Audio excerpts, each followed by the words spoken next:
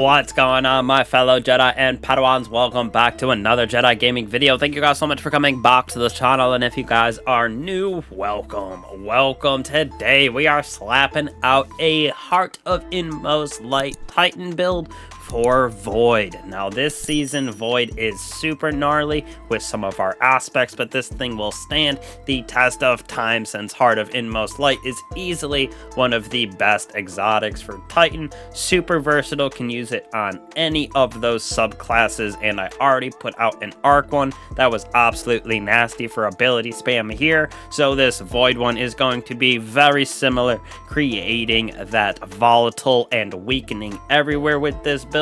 Orbs of power as well as void breaches and that consistent overshield for us, as well as devour. So we are taking this into any aspect of Destiny 2 and wiping the floor with it. So starting out right here for our abilities, aspects, and fragments, we are going with Ward of Dawn. You could go with Sentinel if you want, but that Ward of Dawn, when we cast it, gives us the overshield with the extra grenade as soon as we cast it, and then we are obviously getting that extra weapon damage because of Weapons of Light. For me, I'm using that Towering Barricade Strafe Lift. You can really use High Catapult. I do use Catapult every so often, but have been using Strafe consistently with Shield Throw on this build because we are using it to grant that overshield, as well as it is very good with this build and being able to throw our shield grenade and throw down our barricade consistently because of Heart of Inmost Light, and then Vortex Grenade because it is easily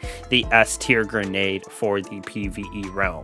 Our first Void aspect is Offensive Bulwark. Well, we have an overshield or inside Ward of Dawn. Our grenade charges faster. We have increased melee range and damage, which pairs perfectly back into our shield throw and vortex grenade, allowing us to spam those more often. And melee final blows extend the duration of that overshield, so we're gonna get our overshield super consistently, which allows us to have Offensive Bulwark up with the grenades charging more fast. So with Heart of Inmost Light and this, pairing it together with the ability spam is even heavier on this Void build.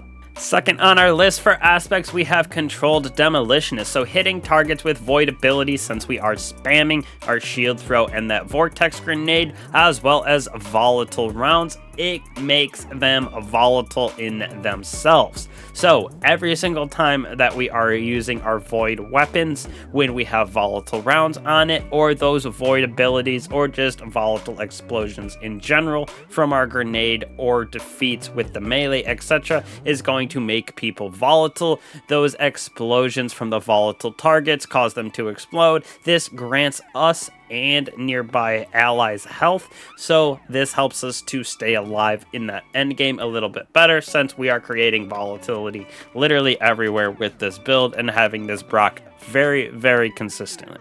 Now, for this build, we are going with Echo of Exchange, so melee final blows grant us that grenade energy, allowing us to spam our abilities more consistently. On top of that, Echo of Instability, so those grenade defeats are going to give us volatile rounds for our Void weapons.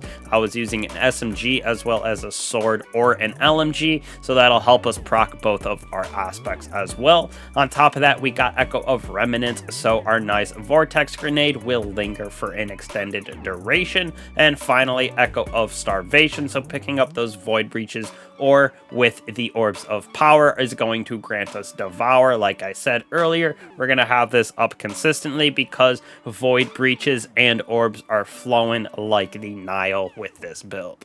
Moving on to our weapons with this build, I am going with the Wither Horde for that nice juicy damage on this endgame, and we are playing pretty close and personal, getting those melee and grenade defeats, throwing down our shield, so this helps keep enemies at bay. Now, I am going to be using the Unforgiven SMG with Repulsor Brace. You could throw on the Title SMG, also has Repulsor Brace, but I was using it because of all of those Void debuff targets that we're getting with the Volatile volatility from our ability spam as well as volatile rounds are going to give us overshield, which will in turn proc offensive bulwark. So a nice little feedback loop just from our weapons and defeating those void debuffed targets. Then I have corrective measure, falling guillotine, and regnant, all void weapons in the heavy slot. Very good for this build. Totally up to you depending on what you're going into. This has repulsor destabilizing, so even more volatility and overshield for you. This is nice for that DPS, little bit better for ad clear, especially with feeding frenzy firefly. So definitely up to you for your heavy, but I was definitely feeling both of these more than the LMG. Now, when we move on to our artifact right here, we got the trusty dusty trio right in the middle with our authorized mod for void and melee as our most important. This right here, you can switch weapons in and out on this build to aspect whatever we are going into. So you could use trace rifle, hand cannon, auto, totally up to you, but I just unlocked all of them for this build so I could switch it on up. Now, most importantly, definitely these three right here: Unto the Breach, Protective Breach, and Supernova. So defeating void debuffed targets, which we are getting those with our void abilities, creating volatility as well as volatile rounds. We are getting void breaches on those, so another way for us to pick them up and get Devour. On top of that, those void breaches, when we pick them up, give us an overshield or refreshes our existing overshield, which comes back to offensive bulwark, giving us our grenade back a little bit faster, giving us extra melee range and damage. So this helps with this build so much this season, just because we're getting overshield even more consistently than we already did. This build will work in other seasons for sure. Like I said, Heart of Inmost Light is absolutely nasty, but with these three it is even better because again we have that Supernova. Picking up void breaches also gives us the next source of void damage, creates a weakening pulse, which will proc everything that we've been talking about with creating void breaches from a void debuffed target,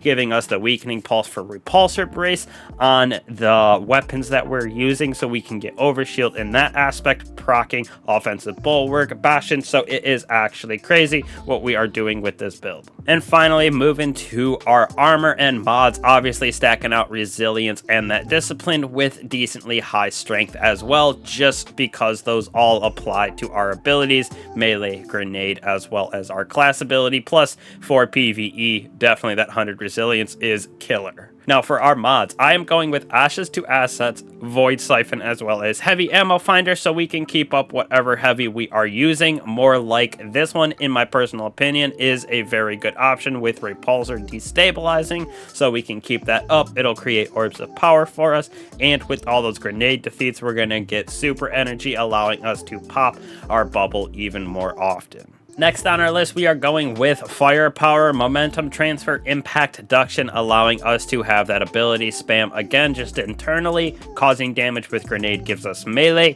causing damage with melee gives us grenade, and more orbs of power with those grenade defeats, proccing everything that we've been talking about beforehand.